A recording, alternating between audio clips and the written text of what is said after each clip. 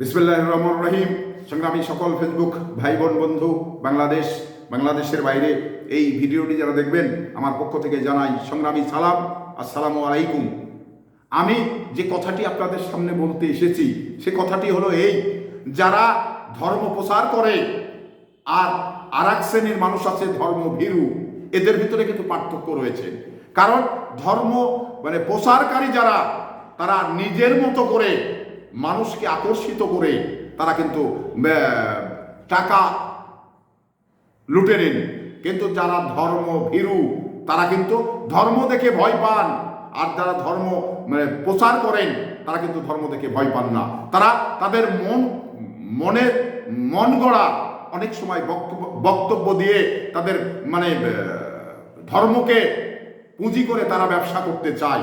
তো এই ধরনের অনেক অনেক মৌলানা, ওলাম, আলেম যারা, তাদের ভিতরে কিন্তু এটা দেখা যায়।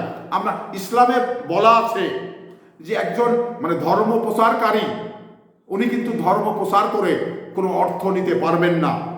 এখানে কোনো আলেম ভাইরা এই বক্তব্যটা শুনলে হয়তো আপনারা দ্বিমত পোষণ করবেন। কেন দ্বিমত পোষণ করবেন? কারণ এই যে আমি বলেছি যে আপনারা ধর্ম প্রচার করে পয়সা নিতে পারবেন না।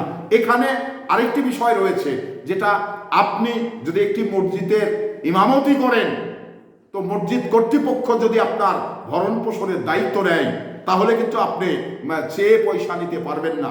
কিন্তু আমরা উল্টাটা দেখি, একটি মৌলানা যেখানে একটা মাহফিল করতে গেলে ওখানে কিন্তু আগে 1 বছর আগে সিরিয়াল দেওয়া হয় এবং তার অ্যামাউন্টটাও কিন্তু বলে দেওয়া হয়।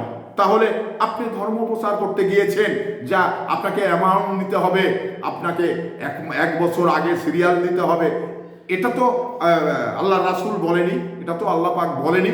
তো এই জন্যেই ঠিক একজন মদ খেয়ে সে কোনো ধর্ম দেখে কিন্তু সে ভয় পাবেন, কারণ সে হলো ধর্মভীরু। তাহলে সে মদ খেয়ে যতটুকু অপরাধ না করলো, কিন্তু আপনার এই ইমাম যারা, তাফসীর কারক যারা, তারা কিন্তু এই ধর্মটাকে, ইসলাম ধর্মটাকে আপনার নিজের মতো করে বলে এবং পয়সার কাছে বিক্রি করে দিয়ে আমি মনে করি অপরাধ করলেন। তো এই ধরনের বিষয়গুলো আমাদের ভিতরে পরিলক্ষিত হয়েছে এবং আমরা আমাদের স্ব এলাকায় এই ধরনের ঘটনাগুলো কিন্তু আমরা দেখেছি। তো ইমামরা, আপনারা আরেকটি জিনিস দেখবেন, কারণ আমাদের ভিতরে যারা বিভিন্ন 4টা মুজাব রয়েছে, তো 4টা মুজাব যাদের ভিতরে আছে, এই যে হানাফি মুজাবের লোকগুলো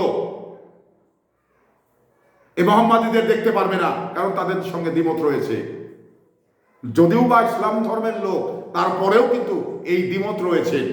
কেউ অনেক সময় দেখেন যে আপনার আইন হাদিস বলে একটি হাদিস কিছু মানুষ তৈরি করেছে, তারা এই যে ঠিক এখানে হাত বাঁধলেন, কিন্তু আমাদের হানাফি মুজাবের লোক আমরা কোথায় বাঁধি?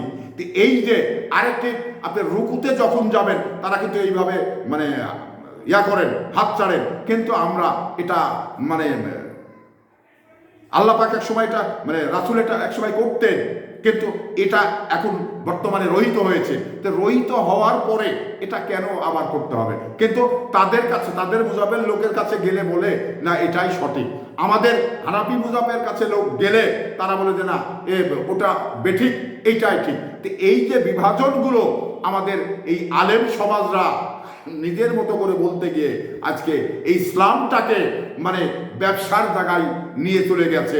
তো এটা আমার একজন মুসলমানের ছেলে হিসেবে, একজন মুসলমান হিসাবে, এটা আমার কাছে, আমি এটার দ্বিমত পোষণ করি। এটা হয়তোবা করা, আমি মনে করি এটা ঠিক না, কিন্তু বিভিন্ন আলেম সমাজ এটা শুনলে হয়তো বলবে যে না এটা ঠিক, আমি মনে করি এটা ঠিক না।